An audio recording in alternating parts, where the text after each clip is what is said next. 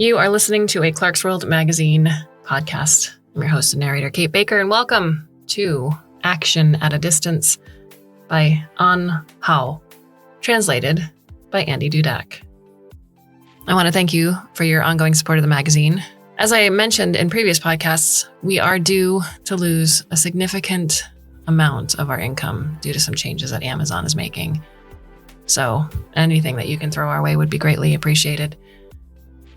If you go to patreon.com/Clarkesworld, you can see how much you'd like to contribute to keep this magazine going each and every month. And to those of you who already do or have done in the past, thank you so much. We cannot do this without you.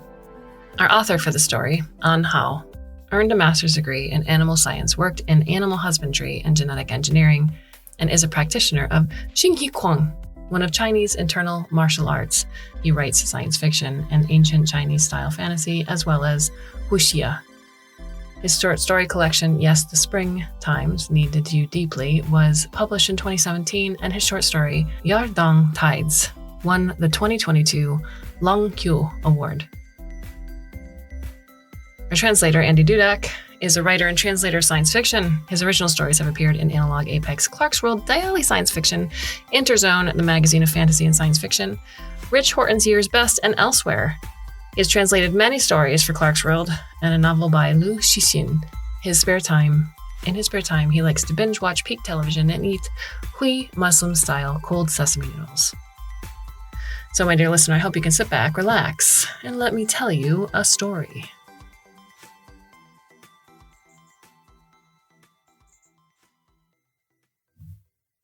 The sage seeks to satisfy the hunger of the belly, not the voracious craving of the eyes.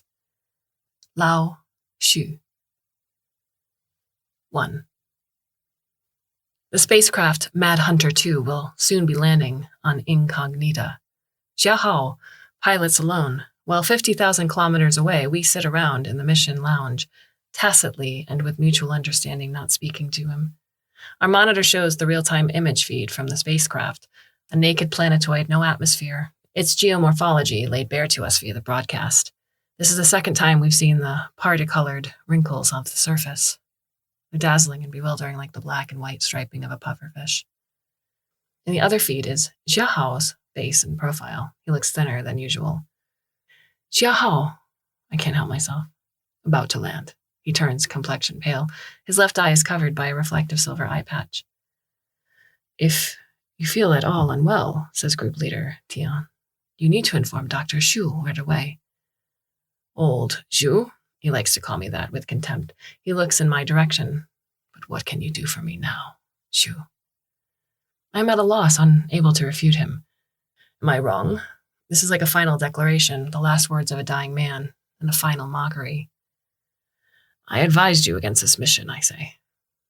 I'll find her, he says. I know I can find her. He's talking to himself, not me. I'm the only one who can. Oh, that would be something. You coming back alive would also be something. I'm at 2,500 meters. I'm seeing a lot of skulls. Certainly not earth fauna. Some of it is exoskeleton, I think, but all of them were two-eyed organisms. These creatures from alien stars evolved to leave their homeworlds, to fly beyond outer limits. The explorers came to this celestial body, and like moths to a flame, they died here. We believe Gull and Ozu have now joined their ranks. I'm moving the eye patch, An Hao says. He pulls it from left to right, covering his normal eye. Hey, remember that dragonfly fable Gull used to tell? In the mission control lounge, we glance at each other, uncertain. The noise in the audio feed crescendos. The ship's engine is powering up. It's like a cicada song in a summer rainforest, leaving us distracted and anxious. An Hao continues. Dragonfly nymphs live in stagnant, oppressive bodies of water. Before a nymph becomes a dragonfly, it promises its companions it'll come back and describe to everyone what the world is like above the water. But once it leaves, sunlight warms its flight muscles, wings unfold, the underwater breathing system completely shuts down. It never returns to the water. The nymphs never hear stories of the upper world. After An Hao finishes speaking, Mad Hunter 2 accelerates. Team leader Tian cries out in alarm. I realize the ship is rushing straight toward a mountain peak. The collision follows hard upon, but we can only stare. The ship vanishes instantly into the mountain. There's no crash, no explosion. It passes through seemingly solid rock without hindrance, then reappears on the far side. I know it's an illusion, but my palms are slick with cold sweat. An Hao was right. There are some things only he could do. 2. Our lives have benefited from planetoids for a long time. Though many are ignored, these fragments of the universe store infinite treasures and precious mineral deposits. Some worldlets and asteroids have spent billions of years accumulating unique crystal structures, which greatly influences our chip technology. That tech in turn suffuses our lives, making it smarter, increasing the sensitivity of spacecraft navigation systems. Other planetoids reveal the origins of life, having captured organic matter from stars and other bodies. They open gaps for prying into the black box of the ultimate rules of creation. No one doubts the practical significance of planetoid and asteroid development anymore. These specialist space explorations have led to a more prosperous world below. It was in this context that Mad Hunter 1 set off. There were only 2 crew members, Gull and Osu. Gull was undoubtedly the best pilot among the scientists of our team. She'd landed on more than 30 strange planetoids. Ozu's seat had been An Hao's, but the latter had clashed with our leader just before launch, and he'd lost his shot. It was this lost opportunity that saved An Hao's life. I remember that day vividly, of course. The image feed showed liquid water or flowing liquid acid on the planetoid. For some reason, it wasn't dispersing into space in the absence of atmosphere, instead seeking out riverbeds and corroding or eroding them further, molding the worldlet's deepest secret. Seemingly bottomless ravines, several thousand meters deep, densely comprised the surface, which resembled the folded stomach of a ruminant. Thanks to the planetoid's random rotation and drift, underground rivers rushed beneath the geological folds. These torrents had sculpted the baffling landscape day after day, epoch upon epoch. They'd freighted iron and sulfur, making them flow on this solid celestial body. There could have been more alien remains in those rivers, possibly already dissolved. The surface wrinkles, large and small, deceived Mad Hunter 1's binocular imaging system. It was like a living Escher painting. The creased and folded substance of this world couldn't change, but the small-scale structure of the surface appeared to change constantly, presenting grayscale imagery difficult to describe, or making the distant appear close, or vice versa, or making deep ravines seem like level roads. Mad Hunter 1's machine vision was modeled on binocular 3D imaging, so when disaster struck, the nav system was also duped. Distance misjudgments burned fuel, but that was just Incognita's pre-dinner game, a cat teasing a mouse. Ozu ejected hastily. He would die slowly, his suit life supported gradually wearing down as he tumbled through a vacuum. As for Gull, Mad Hunter 1 crashed into the bewildering surface and was swallowed whole by the planetoid. Her vital signs feed cut out, leaving us to wonder and fret and assume the worst. An Hao had been isolating in the confinement chamber.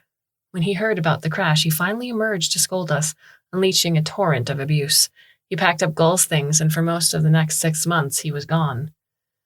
Now he floats and dives along the planetoid surface, unimpeded.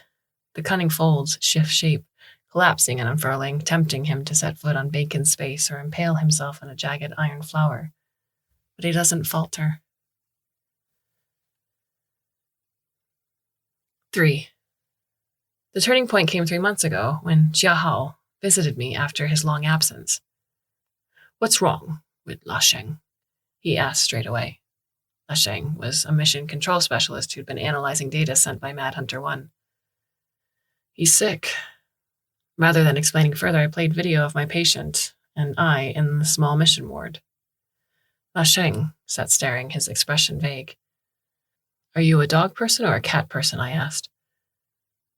"Dog, I guess." The audio of La Sheng was a tad distorted. I unfolded a display device like a book opened at 90 degrees and put it in front of my patient. It was a gadget I'd concocted in my muddled pre-thesis days. Both sides transmitted processed video. An ordinary person sitting 30 centimeters from it discerned a moving puppy. It was a pseudo-3D projection, a functional illusion to most of us, causing a normal brain to perceive a real puppy. Before rationality struck, most brains directed a finger to touch the non-existent pup. But La Sheng's brainwaves told a different story. 2 planes show strange images, La Sheng said. That's all I see. If you had real 3D projection and mid-air stereo imaging, that would improve the effect, but this isn't cutting it. Could you just please describe what you see? It's like that 2D plane perpendicular to vision with another dimension added. But we have 3D vision. Xiao Hao studied the video closely, trying to identify La Sheng's expression. No, I said. Human 3D vision is 2 separate 2D visual feeds from different angles. The brain reckons depth by comparing the 2, then generates 3D data. There are cases of a single eyeball using eye movement and experience to accomplish 3D imaging, but it's rare. In other words, he lost his normal 3D vision? So what is he looking at? You noticed, huh? His eyes weren't fixed on any specific point in the space of the ward. He claimed to have some kind of direct access to distance information. He didn't think it was retinal pathology or lesion. He believed he'd stumbled upon a new mode of vision. I feel like I have depth perception, La Sheng said. I paused the video. I found peculiar lumps on both retinas. It's a protein stacked as a periodic crystal. Genetic mutation in epithelial cells coated the protein. The rear of the crystal is connected to the nervous system. This protein is new to us. It seems to have 2 relatively stable configurations, representing on and off. The crystal directly perceived which molecules occupied space near La Sheng. It sent on or off signals to his brain, providing depth perception. Why haven't you studied the crystal and its growth? I hesitated. This was where it got very strange. Well, Xia Hao said, how could Lu Sheng's illness be related to Mad Hunter 1? He was mission control. He didn't go to Incognita. It amused me briefly that there were things even the great Xia Hao couldn't guess. I'll remember the sampling and analysis instruments on Mad Hunter 1. Before we lost contact, it sampled some peculiar macromolecules, organics, simulated the crystal structure and sent us that data. And La Sheng glanced at the images. That's it.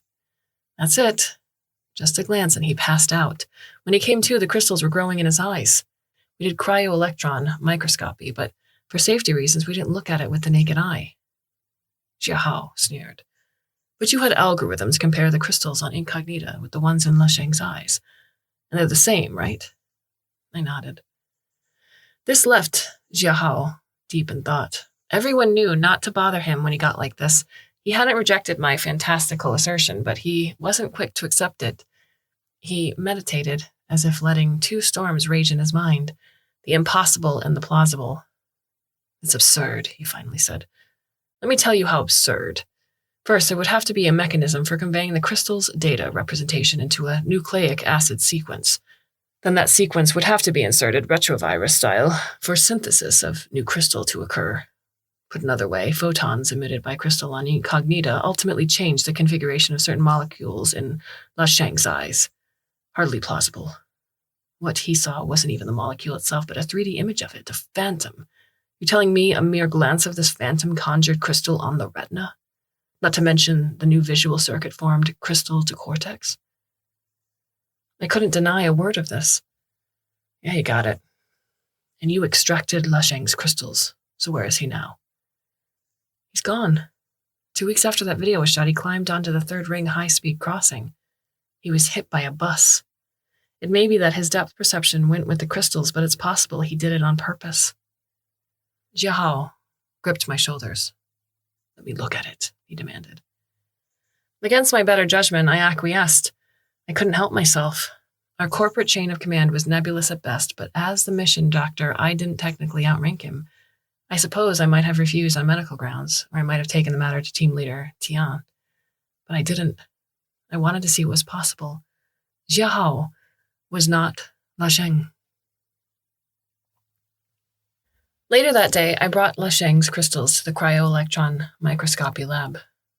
It's like my brain is on fire, Xia Hao said. leaning toward the microscope eyepiece. He was directly observing the macromolecule. My view of his cranial cavity showed no inflammation. It seemed like his immune system was carefully isolating something from his cerebral cortex. Apart from the sensation he described, no physical symptoms emerged, so he went home. 3 days later, he was in my office reporting abnormal vision in one eye.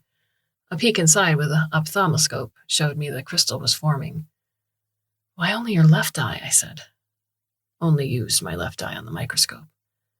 The cunning bastard. His gamble had paid off, for now anyway. Maybe light was necessary to crystal synthesis. Regardless, the lump was only expressing in his left eye. 4. Xia Hao's cavalier attitude didn't last much longer. He became assiduous in recording the changes he was going through. The growth continued to receive external signals, and he started behaving strangely. His mental suffering was clear enough from his crooked, wandering handwriting, never mind the content. At first, the new depth perception signals were not quite compatible with his brain. He described flashing topographic scans, no color, like echolocations or fleeting 3D prints on one material. To make matters worse, losing human binocular depth was more painful than we imagined. All perspective is gone. Nearby things aren't bigger than faraway things. Anything in visual range is printed on my brain at its original size. Parallel lines extending to infinity no longer intersect. At a vanishing point, I feel depressed, oppressed, nauseous. Lasheng may not have survived this. But Xia Hao endured, and after half a month of vomiting, he pulled through. His vision utterly changed. Color information from his right eye consolidated with depth data from his left. His brain learned to parse this and give him color objects. Soon enough, his brain was applying the new qualia with precision. Mad Hunter 2 had its machine vision suit upgraded compatibly. This would increase cooperation efficiency when Xia Hao took the helm.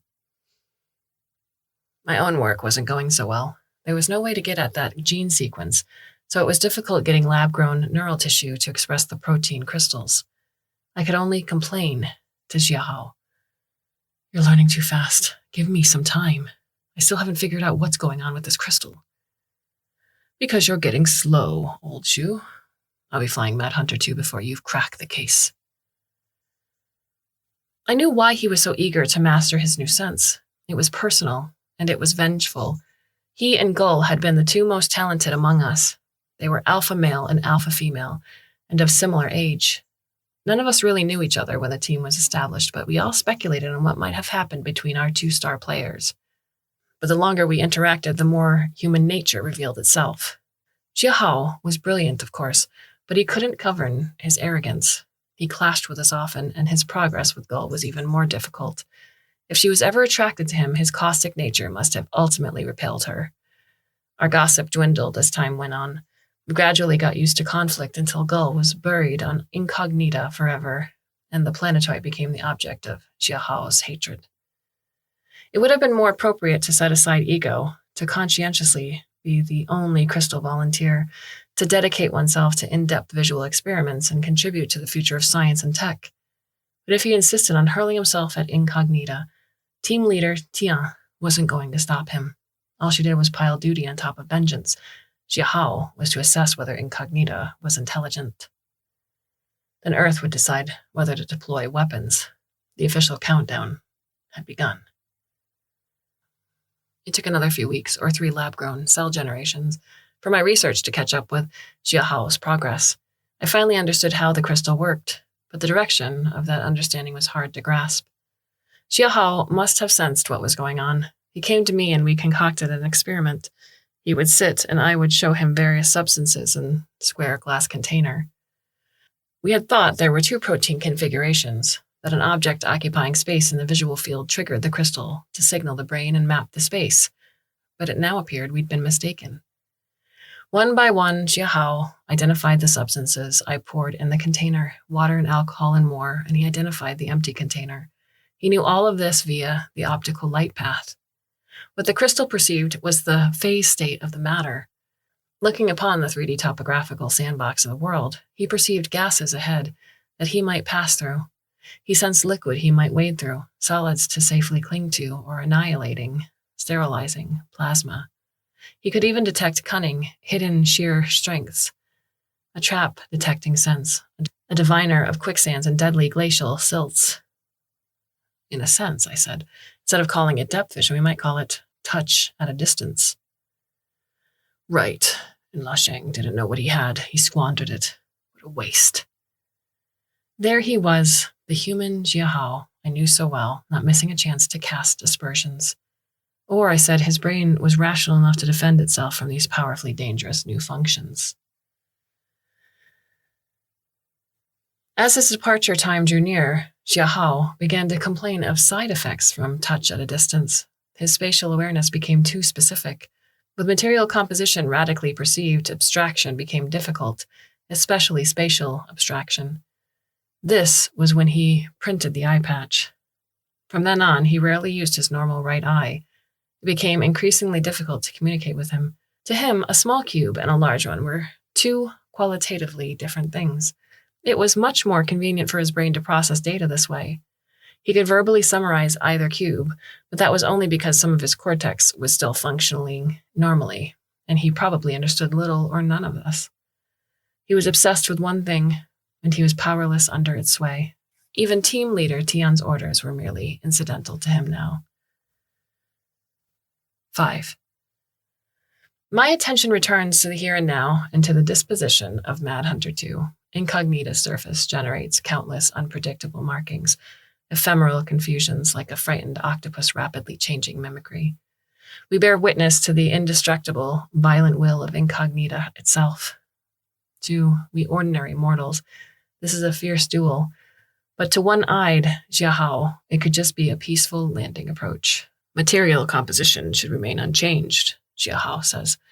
The changes are optical illusions. His vessel rushes headlong toward the surface, dodging obstacles. Jiahao keeps talking to us, his hands in the control space. Under his domestication, Incognita finally abandons its transformations and fluctuations. The markings on its surface fade. The visual pressure on us as spectators eases. Mad Hunter 2 alights safely. Jiahao dons a simulated gravity suit and exits the ship, accompanied by drones. He sets foot on the strange world. He treks along ridges, passing crashed spacecraft and entombed alien beasts. Drones record from above and behind the sightseer, transmitting data and analysis back to Earth. Jiahao is always looking around, his field of vision deeper than humans, seeking anything anomalous within 5 kilometers. There's a passage through the rock ahead, he announces. There's an abnormally occupied position at the far end. Jiahao stops in his tracks. I think that's a skull. Human, can you see it? We can all see something like a throne enshrining a skull. These two things seem to be materially integrated. I guess what Jiahao is thinking. The skull might be gulls. Are you sure that's... Team leader Tian hesitates. I have no way of telling if it's real or not. No object should be able to exist in so many phases at once. Jiahao's voice sounds strained. Under his simulated gravity, he trudges forward. How far away is it? Tian says. I know that's tricky for you, but give us your best guess. About 1,000 meters, Jiahao says. I'm proceeding now. The drones show he is only about 3 meters from the anomaly, encircling his own position like a fish circling bait, the line reeling in. Don't let it fool you, Tian says. Jiahao circles closer to the throne. He reaches out and takes the skull, then holds it in his arms. He sits down slowly on the throne. It's getting darker, he says, pulling the eye patch aside. I found her, finally. Now I need to rest. Let's focus on the mission, Jian says. Is it conscious? Is Incognita communicating with you?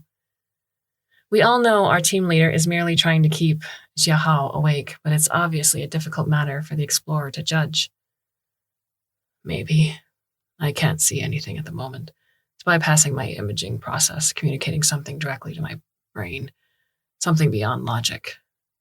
He looks up, staring vaguely, blindly toward a drone camera. I'm shocked by what I see. His left socket no longer contains an eyeball, just an eruption of crystals. How do you feel? I say. If you can't hold out physically. I think I understand now. It's not consciousness connected to my brain, but the world of pure matter. It's matter itself. Incognita doesn't bother with consciousness. What do you mean? Jian says. An exchange initiated by non-conscious matter? Where do I start? Xia Hao struggles to stand up from the throne. He begins walking toward a nearby mountain range. He scans the peaks with his crystal eye, muttering as he goes. In the beginning, a neural network responded to an environmental stimuli.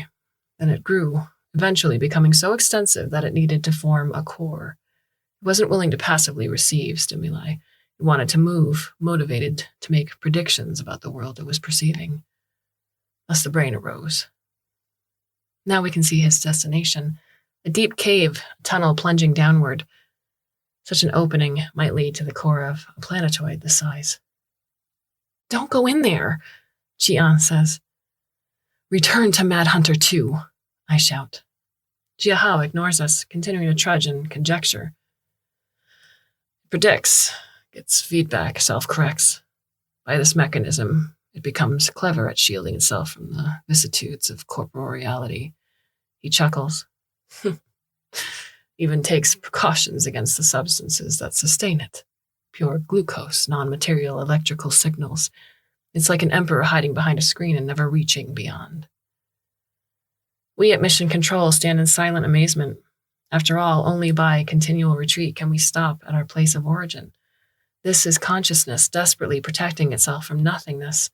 It seems that the exchange between Incognita and Xia Hao was quite efficient. We never imagined anything like this, yet he is able to translate for us, to bring us these surprising truths in forms acceptable by the human brain. Are you trying to escape? Jian asks. Escape what? Xia Hao replies. Our shields, our human consciousness protections. I think you're tempted over there, but I want you to consider it carefully. I understand. Humans have evolved consciousness and wisdom at great cost. Of course, they'll be unwilling to give them up, but I think I've found something, the next filter for the universe, the next level up or out. I guess that why explains Earth is alone in the cosmos. If we don't break through this barrier, we'll never take the next step. Xia Hao's form has vanished into the darkness of the cave. The drones only have a vague infrared ghost of him now. But what is forward? Jian demands. What is up or out? The pure material world? It's more than that, Xia Hao says. Actually, it's a lively place. The signal relayed by the drones grows weak. But maybe people aren't ready yet. It takes something like courage, though that word doesn't do it justice. I think I'll take Incognita away for now. You mean you let it consume you? I say. But he's already gone. The slowly revolving planetoid presents the landing site to its sun. Mad Hunter 2 gleams, and the throne is empty.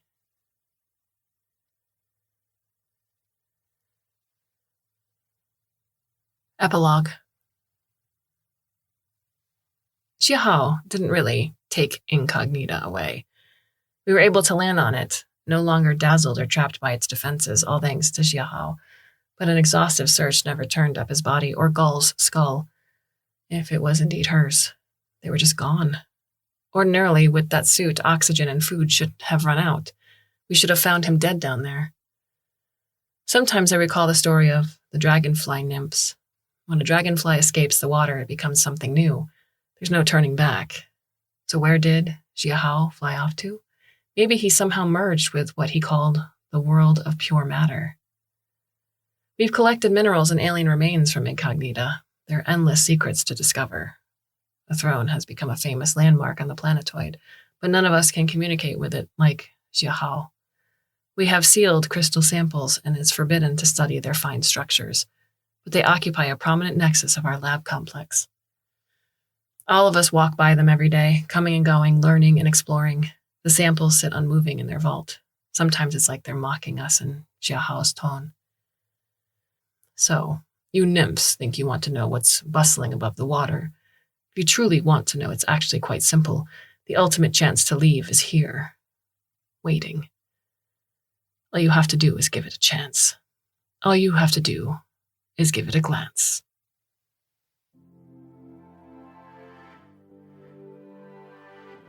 This story was originally published in Chinese in Science Fiction World, July 2022. Translated and published in cooperation with Storycom in Science Fiction World. And my dear friends, we have one more story left for you for the month of May. I do hope you can come back and listen should you so choose. Until then, I do bid you a very fond and hopefully very temporary farewell.